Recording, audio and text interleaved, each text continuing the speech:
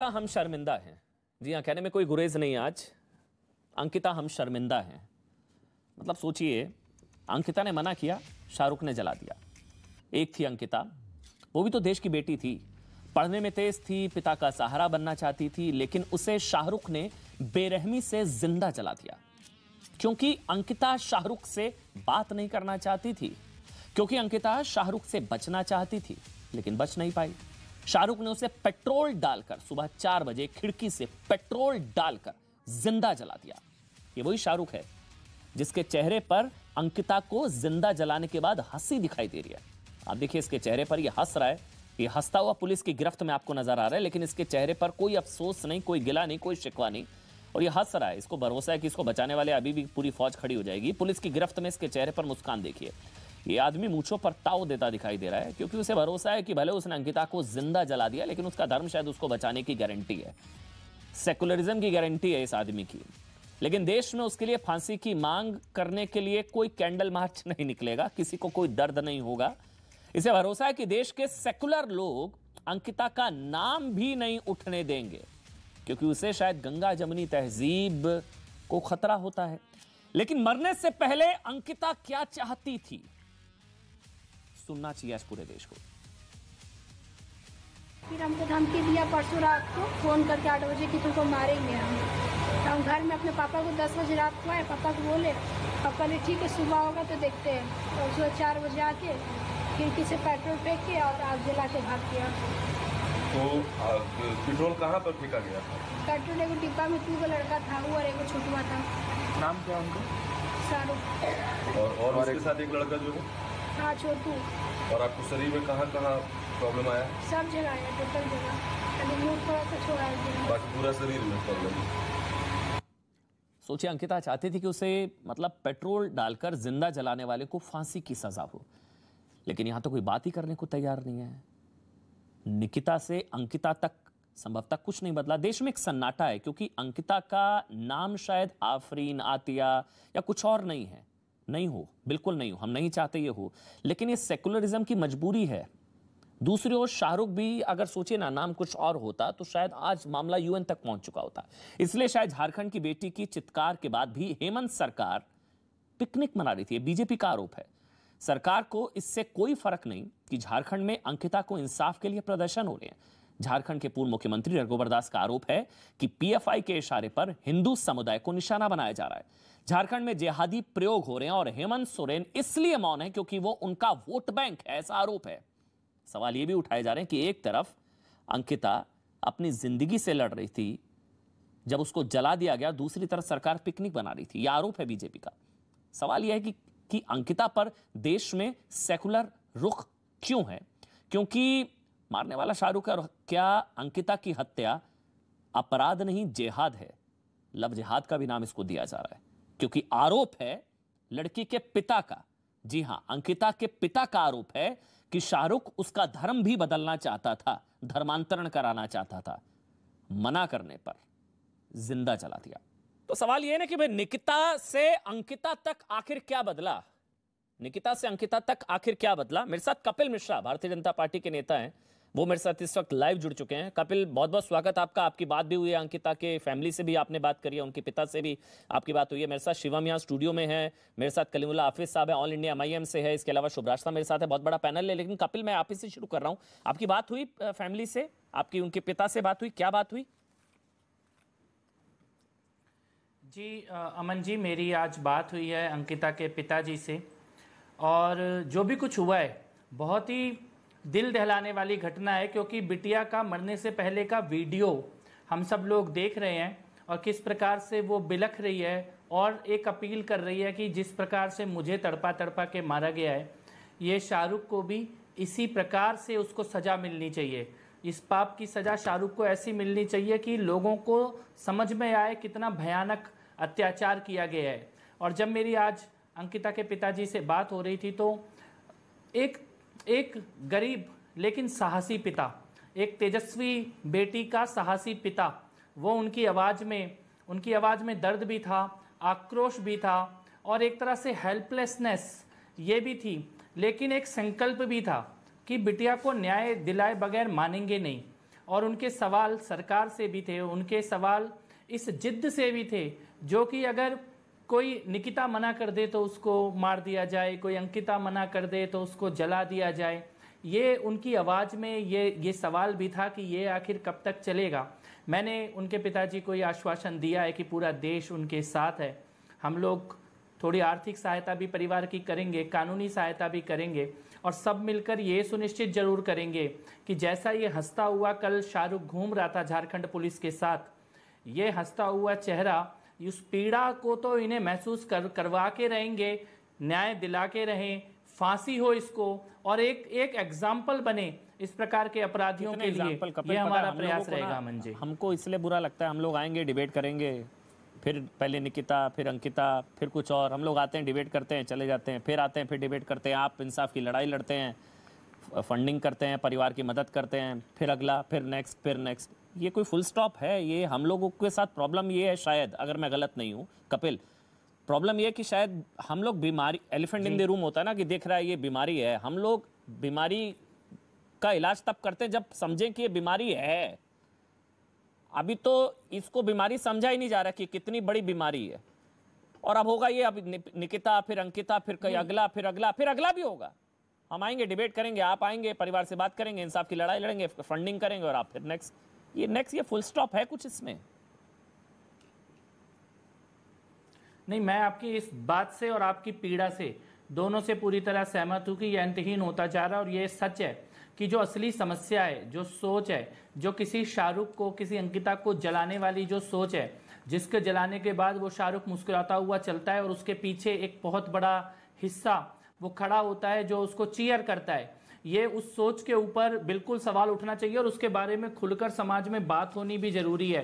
क्योंकि ये तो वो बेटी है जिसने मना किया तो मार दी गई, और ऐसी ना जाने कितनी बेटियां जो हाँ करती हैं और बाद में सूटकेस में पाई जाती हैं। ये एक अंतहीन सिलसिला है हमारी बेटियों के साथ। और इसका नाम जो आप एलिफेंट इन द रूम कह रहे हैं, मैं इसका नाम भी बोल ही देता हूं, ये लव जिहाद है, जिसमें बेटियों को दो ही ऑप्शन रह जाते हैं, या तो मना करके मारे जाओ या हाँ करके मारे जाओ। और इसका अंत, और ना जाने कितनी ऐसी बेटियां गुमनामी में खो गई हैं जिनके बारे में बात भी नहीं हो पाती है, जिनका नाम भी सामने नहीं आता है। अभी मैं मुंबई गया था थोड़े दिन पहले, वहां पर मुझे कुछ घटनाओं के बारे में पता लगा। इसके पहले मैं ग्वालियर में गया था, वहां पर घटना के बारे में पता लगा। और देश के छोटे छोटे जिलों में, राज्यों में ये अंतहीन लड़कियों के साथ, बेटियों के साथ। और मुझे लगता है कि जब हम बेटी बचाओ की बात करते हैं तो इस मुद्दे पर बात करने से हम बच नहीं सकते हैं। ये भारत की बेटियों से जुड़ा हुआ बहुत संवेदनशील मुद्दा है। मुझे लग रहा है बेटी बचाओ से ज्यादा बेटी किससे बचाओ हो गया है। मैं कलीमुल्लाह साहब, दुख इस चीज का भी होता है कि मतलब धर्म देखकर गुस्सा आता है। मतलब भगवान ना करे ऐसा हो, भगवान ना करे, लेकिन ये अंकिता की जगह आसिफा होती और शाहरुख की जगह समीर होता तो क्या होता? बहुत बुरा लगता है। मतलब ये हाथरस लोग जाएंगे, आसिफा के लिए आवाज उठनी चाहिए, लेकिन अंकिता का क्या कसूर है? बात ही नहीं हो रही है उसकी, कोई मतलब कोई बोलने को तैयार नहीं है, अंकिता की कोई लड़ाई लड़ने को तैयार नहीं है। कौन सी पॉलिटिकल पार्टी ने रिएक्ट करा? किसने रिएक्ट करा अंकिता के लिए? ये आसिफा होती तो मामला यूएन तक। ये है ना कलीमुल्लाह जी, बताइए अगर मैं गलत कह रहा हूं। देखिए, आप नेशनल टीवी पे ये बात, इसको धर्म के एंगल से देख रहे हैं। मैं समझता हूं कि वो भारत की बेटी है, वो हमारी बेटी है। अंकिता हो चाहे आसिफा हो, और जो भी उसके साथ जिसने दरिंदगी की है वो दरिंदा है। उसका नाम चाहे शाहरुख हो चाहे वो और दूसरे लोग हों। लेकिन सवाल ये है कि ये कौन लोग हैं जो लॉ एंड ऑर्डर को राजनीति से जोड़ देते हैं। ये लॉ एंड ऑर्डर इशू है, ये राज्य सरकार का सब्जेक्ट है। राज्य सरकार को सख्त इस पर कदम उठाने चाहिए। हाँ, अगर कोई विशेष ग्रुप उसको बढ़ावा दे रहा हो तब तो आप ये बात कह सकते हैं। जिस तरीके से भारतीय जनता पार्टी के जो एक्स एमएलए हैं ज्ञानदेव आहूजा, वो कह रहे हैं टीवी पे कि हमने 5 मारे, तब तो आप कह सकते हो कि भाई ये बीजेपी का आदमी है, ये कहीं से सीख कर आ रहा है। तब तो, या जिस तरीके से बीजेपी ने, गुजरात सरकार ने 11 बलात्कारियों को और जिन्होंने 14 लोगों की जघन्य हत्या करी और कितने बुरी तरीके से अपराध किए, उनको छोड़ देती, तब तो आप कह सकते हो कि ये बीजेपी का जघन्य अपराध है। या जब अफरोजुल को मारा जाता है और वो जब मोब लिंचर के अपराधी को विश्व हिंदू परिषद राजस्थान हाई कोर्ट में पेश नहीं होने देता और तिरंगा उतार के भगवा लहरा देता है, तब तो आप कह सकते हो कि विश्व हिंदू परिषद ने देखिए ये ड्रामा किया है। लेकिन इस वाले केस में तो ऐसा कुछ है नहीं। ये एक लॉ एंड ऑर्डर सिचुएशन है। हमें या मेरे जैसे सारी पार्टियां या हर भारतीय इसकी निंदा करेगा, उसे सख्त से सख्त सजा होनी चाहिए, जैसे निर्भया में सब सारा हिंदुस्तान माफ करिएगा, इसी तरीके से इसमें है। लेकिन बिल्किस के मामले में हमने ये फर्क देखा है। हंसी आने लग गई है, अब हंसी आने लग गई है, पता लगने लग गया है कि क्या लॉ एंड ऑर्डर है। अगर अंकिता है तो लॉ एंड ऑर्डर है, आसिफा है तो फिर तो है मामला यूएन तक जाएगा। ये अगर शाहरुख है तो लॉ एंड ऑर्डर है, अगर मारने वाला हिंदू है, समीर है, तो फिर तो ये अंतर्राष्ट्रीय मुद्दा है। अब हंसी आने लग गई है। कलीमुल्लाह जी, आपको अभी भी नहीं समझ आ रहा है ये लव जिहाद, ये कितना बड़ा कैंसर वायरस ये है। ये शाहरुख ने मतलब अंकिता के साथ हुआ, इससे पहले निकिता के साथ हुआ। आपको अभी भी नहीं समझ में आ रहा कि कितना बड़ा वायरस कैंसर है ये।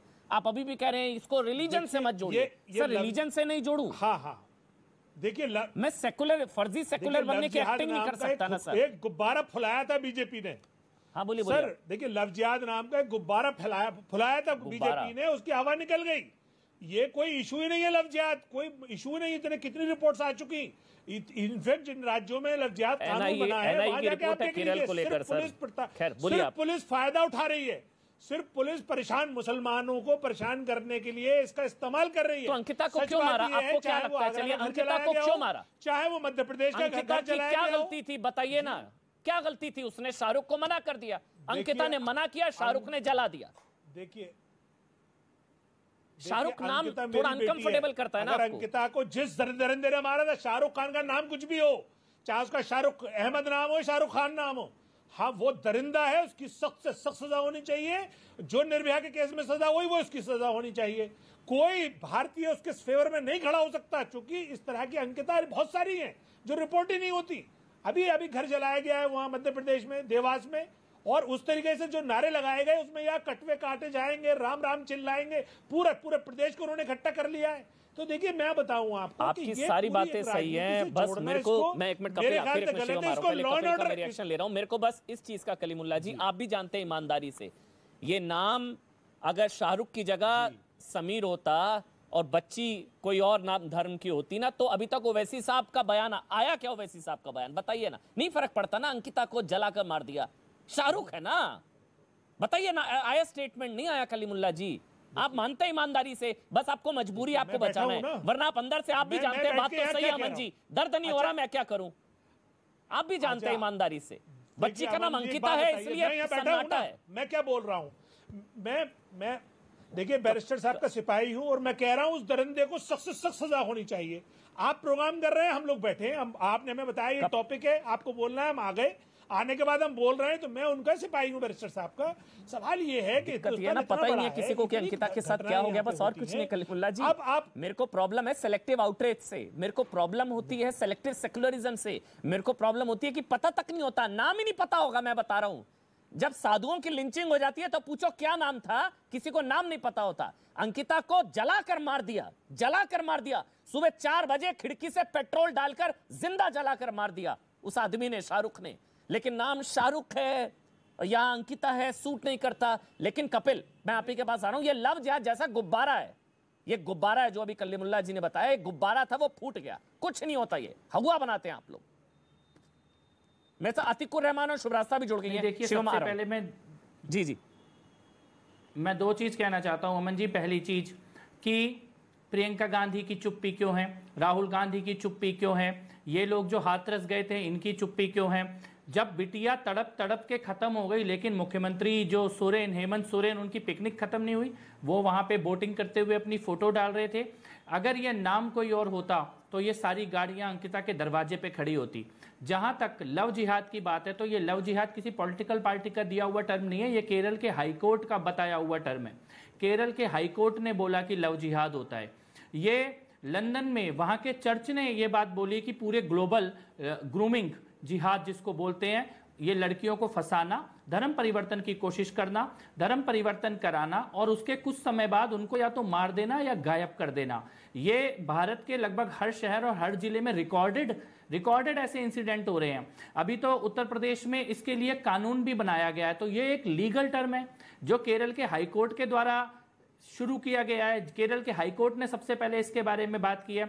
मोनिका अरोड़ा जी ने पूरी एक किताब लिखी है जिसमें लव जिहाद के केसेस को डॉक्यूमेंट किया है, जिसमें लड़कियों ने खुद आके अपने बारे में बताया है। तो यहाँ पर अगर कोई मौलाना साहब आकर बोले कि लड़कियां झूठ बोल रही हैं, बेटियां झूठ बोल रही हैं, जिनके ऊपर अत्याचार हुआ वो झूठ बोल रहे हैं, जिनको जलाने की कोशिश हुई वो झूठ बोल रहे हैं, सब झूठे हो गए और आप सच्चे हो गए। मुझे लगता है इतनी गंभीर समस्या को गुब्बारा कहना ये सीरियस डिस्कशन से बचने की कोशिश है। लव जिहाद एक सीरियस समस्या है भारत की और पूरी दुनिया की, और भारत में बेटियों के ऊपर लव जिहाद के नाम पर बहुत भयानक